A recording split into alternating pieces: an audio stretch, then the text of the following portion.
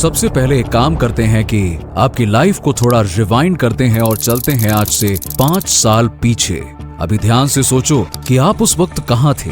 आज से 5 साल पहले आप कर क्या रहे थे, उस वक्त आप किस दौर से गुजर रहे थे। अभी थोड़ा और ध्यान दे के सोचो कि उस वक्त या आपके पिछले 5 सालों के दौरान आपने ऐसा कौन सा एक फैसला, ऐसा कौन सा एक डिसीजन था जो लिया था। शायद वो फैसला किसी को अपनाना था, या शायद किसी से दूर जाना था, या शायद वो आपकी पढ़ाई के सब्जेक्ट को बदलना था, शायद वो किसी आदत को अपनाना था, या शायद वो किसी आदत को छोड़ना था, या फिर शायद वो एक फैसला बहुत बड़ा भी नहीं था, वो सिर्फ हाँ या ना का जवाब ही था। वो चाहे जो भी डिसीजंस थे, लेकिन उन्हीं डिसीजंस ने आपको आज यहाँ पे लाके खड़ा कर दिया है। अब सोचो उस वक्त कितने ऑप्शन और कितने चॉइसेस थे आपके पास, और आपने वही डिसीजन क्यों लिया था। क्या वो डर की वजह से लिया गया था, क्या वो किसी के प्रेशर में आकर लिया गया था, या बस आपने अपने हालातों को देख के लिया था, या फिर लोग जैसा कह रहे हैं उसी हिसाब से डिसीजन ले लिया था आपने। वजह चाहे जो भी थी, लेकिन एक बात पक्की है, आपकी आज की जिंदगी कल के लिए गए उन्हीं फैसलों का परिणाम है। हो सकता है कि कुछ लोग अपने लिए गए उन डिसीजन से खुश होंगे, लेकिन ज्यादातर लोग अपने लिए गए उन डिसीजंस को लेकर रिग्रेट में ही होंगे। अभी मैं आपको आपके पिछले सालों में लिए गए डिसीजंस को इसीलिए याद करवा रहा हूं ताकि आपको ये रियलाइज हो सके कि कैसे आपके द्वारा लिया गया एक डिसीजन आपकी पूरी लाइफ को बदल कर रख सकता है। लेकिन अब अगर बात करें प्रेजेंट टाइम की, तो सवाल यह है कि हमें कैसे पता चलेगा कि कौन सा डिसीजन हमारे लिए सही है या नहीं। आखिर हम ज्यादातर गलत डिसीजन ही क्यों लेते हैं, और हमें सब कुछ पता होने के बावजूद भी क्यों हम कोई डिसीजन नहीं ले पाते। इन सभी सवालों का जवाब आज आपको मिलने वाला है, और लास्ट में 5 ऐसे तरीके भी बताने वाला हूं जो आपको ये बताएंगे कि एक परफेक्ट डिसीजन कैसे लिया जाता है। तो वीडियो को शुरू से लेकर अंत तक जरूर देखना, क्योंकि आपका नेक्स्ट डिसीजन शायद आपकी पूरी लाइफ को बदल सकता है।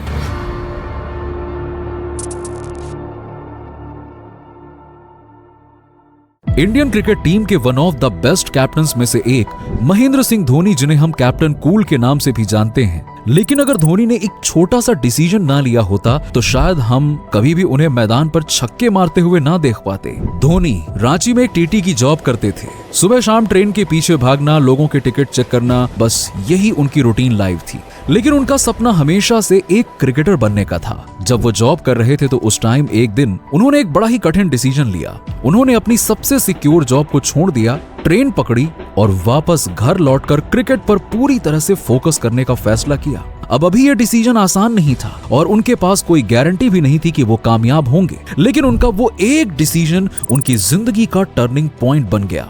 लेकिन उनके उस डिसीजन के पीछे किस प्रकार की सोच थी और उनका लिया गया वो डिसीजन उनके लिए क्यों सही साबित हुआ, और आपके जीवन की वो कौन सी ट्रेन है जो आपको पकड़नी है। तो ये सब जानने के लिए हमें डिसीजन के पीछे की उन सारी बातों को समझना होगा जो हमें एक डिसीजन लेने के लिए मजबूर करती हैं या फिर हमें डिसीजन लेने से रोकती हैं। लेकिन उससे पहले आप एक छोटा सा डिसीजन अभी ले लें, इस वीडियो को लाइक करने का डिसीजन, क्योंकि आपका एक लाइक हमें ऐसे ही और कंटेंट लाने की एनर्जी देता है। देखिए, रिसर्च बताती है कि एक एवरेज इंसान हर दिन करीबन 35,000 डिसीजंस लेता है। जी हाँ, अब सुनने में बड़ा अजीब लगता है कि इतने सारे, लेकिन इसमें आपको सुबह अलार्म बंद करके उठना है या 5 मिनट स्नूज करके और सोना है, इससे लेके रात को पढ़ना है या मूवी देखना है, ऐसे कई सारे छोटे छोटे डिसीजन शामिल हैं। और ये सब डिसीजंस हम हर रोज बिना सोचे समझे ही ले रहे हैं। असल में हमारी पूरी जिंदगी हमारे ही द्वारा लिए गए निर्णयों का योग है। मतलब कि आज आप जहां भी हैं, जो भी हैं, जैसे भी हैं, वो सिर्फ और सिर्फ आपकी चॉइस की वजह से है। एक बार आप खुद से सवाल पूछिए ना, क्या आप आज वो इंसान हैं जो आप बनना चाहते थे? अगर जवाब ना है तो कहीं ना कहीं आपने ऐसे डिसीजंस लिए हैं जो आपको उस वर्जन से दूर ले गए जो आप बनना चाहते थे। कई बार जो डिसीजन हमें छोटा सा लगता है वो भी हमारे फ्यूचर में एक बहुत बड़ा तूफान या बदलाव लेकर आ सकता है। और यहीं आता है एक फैसिनेटिंग कॉन्सेप्ट, बटरफ्लाई इफेक्ट। इसमें कहा जाता है कि अगर एक तितली अमेरिका में अपने पंख फड़फड़ाए तो उसकी उस कंपन से यहाँ भारत में एक बहुत बड़ा तूफान आ सकता है। सुनने में बड़ा अजीब लगेगा, लेकिन ये सच है और यही कॉन्सेप्ट आपकी लाइफ पे भी अप्लाई होता है। अगर आपने किसी एक मौके पर सिर्फ हाँ या फिर ना भी कहा हो तो सकता है कि उसी से आपकी पूरी लाइफ का डायरेक्शन बदल गया हो। तो देखो, डिसीजन लेना मतलब सिर्फ ऑप्शंस चुनना नहीं होता है। डिसीजन लेना मतलब होता है अपनी जिंदगी की स्टीयरिंग को अपने हाथों में लेना। डिसीजन लेने के दो रास्ते हैं, या तो आप फैसला लेते हैं या फिर आप वो फैसला लेने से बचते हैं या उसे इग्नोर करते हैं। लेकिन यहाँ एक और बड़ी सच्चाई है जिसको जानना जरूरी है। अगर आप कोई डिसीजन नहीं ले रहे हैं तो भी आप उस डिसीजन को ना लेने का एक डिसीजन तो ले ही रहे हैं ना। अब ये सुनने में आपको कॉम्प्लिकेटेड लग सकता है, लेकिन सच यही है कि आपका निर्णय ना लेना भी एक निर्णय ही माना जाएगा। और आज ज्यादातर लोग यही करते हैं, डिसीजन को या तो टाल देते हैं या सोचते हैं कि बाद में देखेंगे। लेकिन अब सवाल यह है कि आखिर क्यों ज्यादातर लोग डिसीजन ले ही नहीं पा रहे हैं। तो साल 2000 में कोलंबिया यूनिवर्सिटी की एक प्रोफेसर शीना अयंगर ने एक बहुत ही इंटरेस्टिंग एक्सपेरिमेंट किया। उन्होंने एक सुपरमार्केट में 2 अलग अलग टेबल लगाई। अभी वहां पे एक टेबल पर 6 तरह की जेम्स रखी गईं और दूसरी टेबल पर 24 तरह की डिफरेंट जेम्स रखी गईं।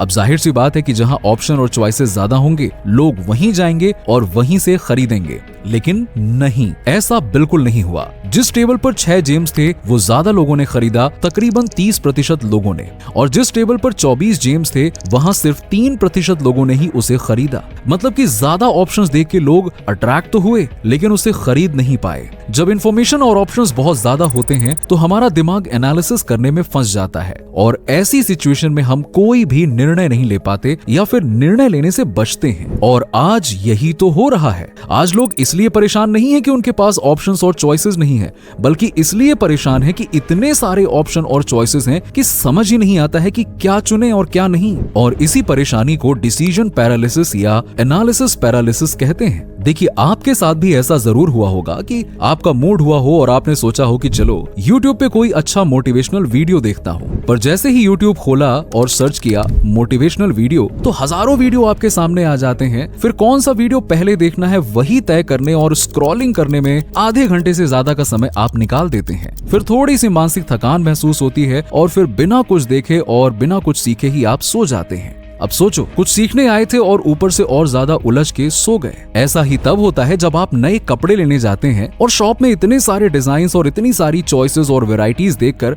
आप कंफ्यूज हो जाते हैं कि कौन सा कपड़ा मेरे पर सही लगेगा और कौन सा नहीं। और कभी कभी इतनी सारी चॉइसेस देखकर आप कपड़ा लेना ही अवॉइड कर देते हैं कि समझ ही नहीं आ रहा क्या लें, चलो बाद में देखा जाएगा। आपने देखा होगा कि जितने भी बड़े बड़े बिजनेसमैन और सफल लोग होते हैं वो ऐसे छोटे छोटे डिसीजंस में अपनी एनर्जी वेस्ट नहीं करते हैं। इसीलिए शायद आपको उनके कपड़े हमेशा एक जैसे ही दिखते होंगे। वो इन छोटे छोटे डिसीजंस का पहले ही समय निकाल के एक शेड्यूल बनाते हैं और उसे एक ऑटो पायलट मोड पे रख देते हैं। वो अपनी उस एनर्जी को बड़े डिसीजंस लेने में खर्च करते हैं और वो अपने पास ऑप्शंस और चॉइसेस भी बहुत कम रखते हैं। हमारे सामने जब बहुत ज्यादा ऑप्शंस होते हैं तो हमारा दिमाग टेम्पररीली फ्रीज हो जाता है और इसी को कहते हैं डिसीजन पैरालिसिस। लेकिन जब बहुत सोचने के बाद भी अगर हमने कोई डिसीजन ले भी लिया तो वो डिसीजन भी हमारे लिए गलत ही साबित होता है, या फिर बाद में उसको लेकर रिग्रेट फील होता है कि अरे यार हमने ये किया ही क्यों। तो अब यहाँ पे सवाल ये आता है कि ज्यादातर आप गलत डिसीजन ही क्यों लेते हैं। असल में हम गलत डिसीजन इसलिए लेते हैं क्योंकि हम सोचते हैं कि हम सोच के डिसाइड कर रहे हैं, पर सच्चाई ये है कि हमारे ज्यादातर डिसीजंस इमोशन से होते हैं, रेशनल नहीं होते हैं। दरअसल हमारे डिसीजंस का एक बड़ा हिस्सा हमारे कॉन्शियस माइंड से नहीं बल्कि सबकॉन्शियस माइंड से आता है।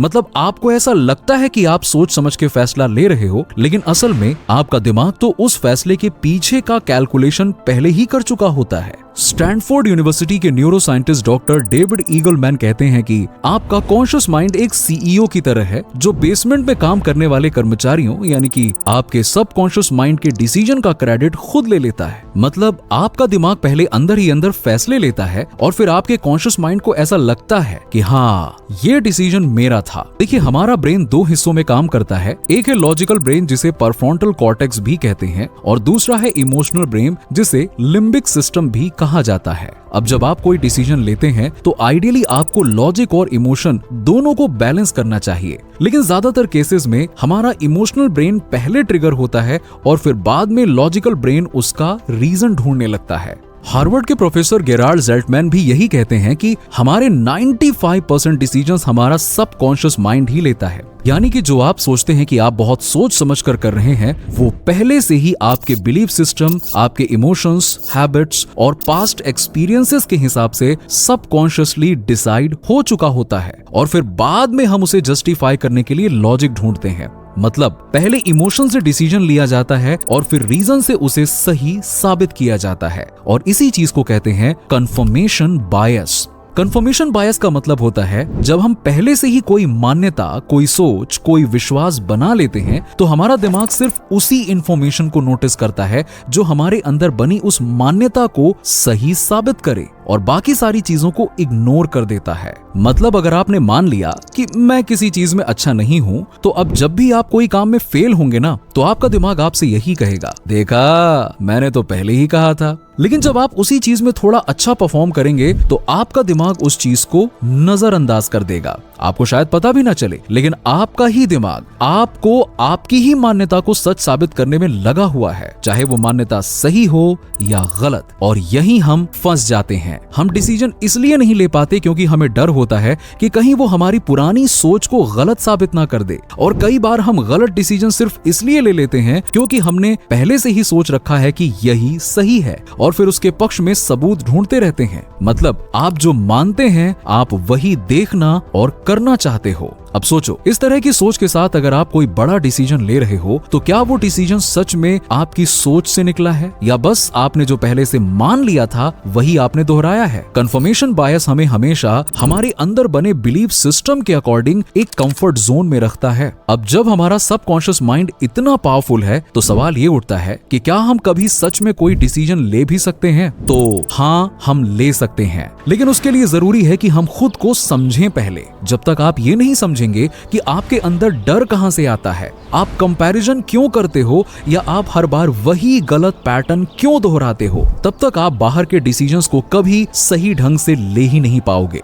आपको सबसे पहले यह समझना होगा कि आप कौन हो, आप अभी कैसी सिचुएशन में हो और आपको किस लिए करना है। आपको सबसे पहले खुद को जानना बहुत जरूरी है और यही कहलाता है सेल्फ अवेयर होना। देखिए, अभी मैंने आपको जो भी पॉइंट्स बताए, सेल्फ अवेयरनेस, बिलीफ सिस्टम और इमोशनल इंटेलिजेंस, तो इन तीनों चीजों को लेके मैंने पहले ही एक पूरी डिटेल में अलग अलग वीडियो बनाई हुई है, आप बाद में जाकर उसे देख सकते हैं। लेकिन अब यहाँ पे सवाल ये है कि हम सही डिसीजन लें तो लें कैसे? क्या कोई ऐसी स्ट्रैटेजी है जो हमें डिसीजन पैरालिसिस से बचा सके, जो हमें रिग्रेट से दूर रखे और जो हमें वो डायरेक्शन दे जो हमारी जिंदगी को सचमुच में बेहतर बनाए? तो देखो, सबसे पहले तो एक बात को बहुत अच्छे से समझ लो, डिसीजन लेना खुद एक कर्म है और कर्म का मतलब होता है एक्शन लेना, बिना ये सोचे कि उसका फल क्या होगा। भगवत गीता में श्री कृष्ण ने अर्जुन से कहा था, कर्म करो, फल की चिंता मत करो। मतलब आपके हाथ में सिर्फ एक चीज है, फैसला लेना।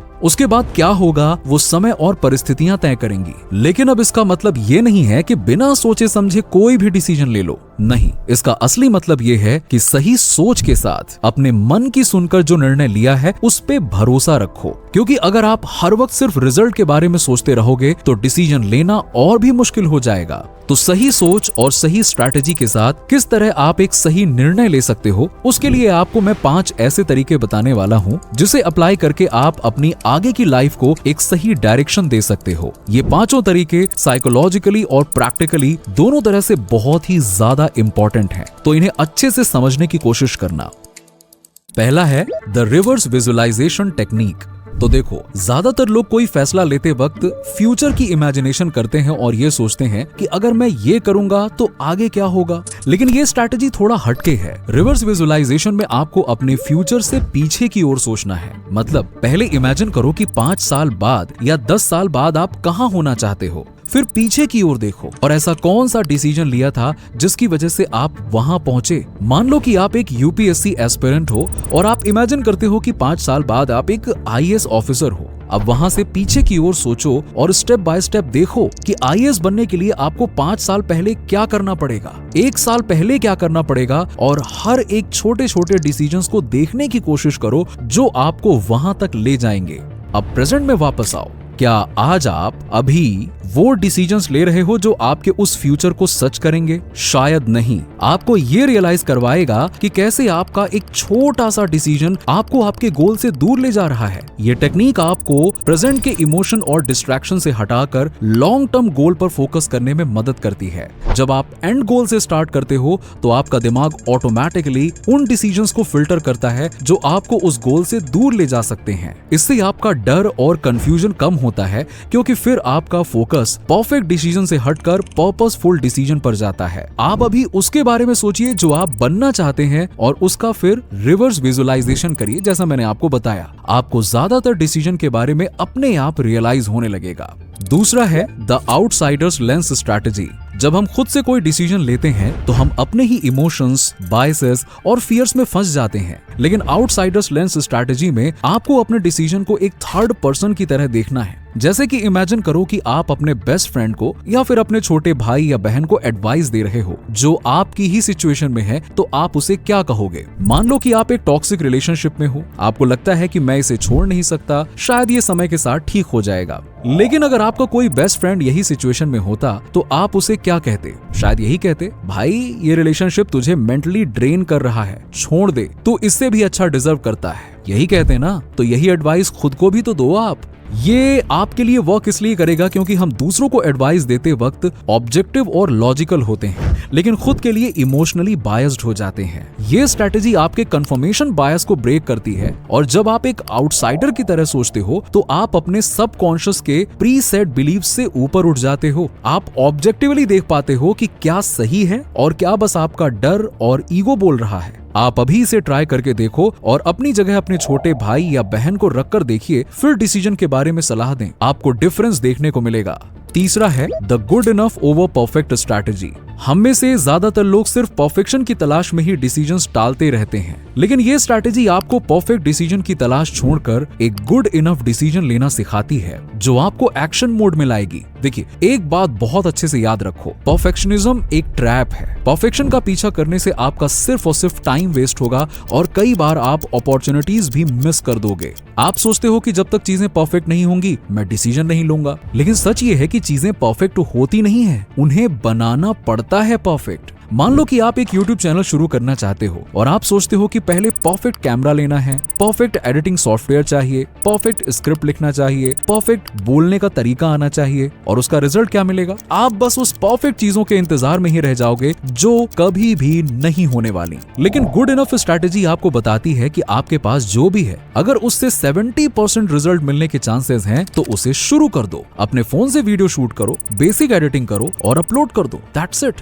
पहला वीडियो परफेक्ट नहीं होगा, लेकिन आपका 10वां वीडियो आपके परफेक्ट फर्स्ट वीडियो से कहीं बेहतर होगा। परफेक्शनिज्म डर का ही एक रूप है, और डर इस बात का कि कहीं ना कहीं कुछ गलत ना हो जाए, लोग कहीं आपको जज ना करने लगे। लेकिन सच्चाई ये है कि जिंदगी में कोई डिसीजन फाइनल नहीं होता। हर डिसीजन को आप उसे लेने के बाद भी रिफाइन कर सकते हो। ये स्ट्रैटेजी आपको सिखाती है कि progress is greater than perfection. चौथा है द वन रीजन रूल। हमारे पास ऑप्शंस बहुत होते हैं, लेकिन उन ऑप्शंस के साथ मल्टीपल रीजंस भी जुड़े हुए होते हैं। तो जब ऑप्शन ज्यादा हो और डिसीजन कॉम्प्लिकेटेड लगे तो आप वन रीजन रूल यूज करो। इसमें आपको बस एक सिंगल सॉलिड रीजन चुनना है कि आप ये डिसीजन क्यों ले रहे हो। बाकी के सारे रीजंस को आप साइड में कर दो। मान लो कि आपको 10th या 12th के बाद ये डिसाइड करना है कि कौन सा ऑनर सब्जेक्ट लेना है, साइंस, कॉमर्स या फिर आर्ट्स। आप सोचते हो कि साइंस से इंजीनियरिंग या डॉक्टर बन सकता हूँ, लेकिन पढ़ाई टफ है। कॉमर्स से सीए बन सकता हूँ, लेकिन अकाउंट्स में इंटरेस्ट नहीं है। आर्ट्स से कोई भी गवर्नमेंट जॉब मिल जाएगी, लेकिन आर्ट्स लूंगा तो लोग क्या कहेंगे। अब वन रीजन रूल लगाओ, और रीजन ऐसा हो जो आप सच में फील करते हो। जैसे कि मुझे आर्ट्स लेना है क्योंकि मुझे हिस्ट्री और सोशल साइंस में ज्यादा इंटरेस्ट है, और इसी के साथ मेरी यूपीएससी की प्रिपरेशन भी हो जाएगी। बस इस एक रीजन के साथ में आगे बढ़ो, और बाकी सारी चीजें जैसे लोग क्या कहेंगे, लोग क्या कह रहे हैं या फ्यूचर के सारे डाउट्स को इग्नोर करो। ज्यादातर हम मल्टीपल चॉइसेस के अलावा मल्टीपल रीजंस के चक्कर में कंफ्यूज हो जाते हैं। एक रीजन फोकस देता है और डिसीजन मेकिंग को सिंप्लीफाई करता है। ये स्ट्रैटेजी आपके डिसीजन पैरालिसिस और ओवर थिंकिंग को रोकती है। जब आप एक रीजन पर फोकस करते हो ना, तो आपके माइंड में एक क्लैरिटी आती है और आप कॉन्फिडेंटली उस डिसीजन को ले पाते हो। ये रूल स्पेशली बड़े लाइफ डिसीजंस जैसे कि करियर और बिजनेस के लिए बड़ा ही पावरफुल है। डिसीजन लेने की सिर्फ उस एक वजह को चुनो जो सच में आपके लिए मायने रखती है। 5वां है the pre mortem trick. Pre mortem एक ऐसी टेक्निक है जिसमें आप ये इमेजिन करते हो कि आपका डिसीजन पहले ही फेल हो गया है। अब यहाँ पे फिर आपको ये सोचना है कि आखिरकार ये फेल क्यों हुआ, ऐसी कौन सी गलतियां हुई तो इससे आप पहले ही अपने डिसीजन के वीकनेसेस को आइडेंटिफाई करते हो और उसमें पहले से ही इंप्रूवमेंट ला सकते हो। मान लो कि आप एक ऑनलाइन बिजनेस शुरू करने का सोच रहे हो, कोई मार्केटिंग एजेंसी या फिर कोई एडिटिंग एजेंसी आप शुरू करने का सोच रहे हो, लेकिन आपको डर है कि पता नहीं सक्सेस होगा भी या नहीं होगा। तो ऐसे में आप प्री मॉर्टम करके देखो। इमेजिन करो कि आपने बिजनेस शुरू किया और अगले 6 महीने के अंदर आपका वो बिजनेस फेल हो गया। अब अभी अपने आप से आप ये सवाल पूछो कि वो किस वजह से फेल हुआ, ऐसी कौन सी गलतियां की जिसके कारण वो फेल हुआ। शायद आपको बिजनेस के मार्केट के बारे में उतना पता नहीं था, या शायद आपने वो सर्विसेज नहीं दी जो दूसरे दे रहे थे। आपके पास शायद एक सही टीम नहीं थी, या हो सकता है कि आपके पास ही स्किल की कमी हो। ऐसे जितने भी कारण आप सोच सकते हो वो सोचो और उन्हें कहीं पर लिख दो, और उन सभी कारण को अभी से ठीक करना शुरू कर दो। अभी से क्वालिटी सर्विस पर ध्यान देना शुरू करो।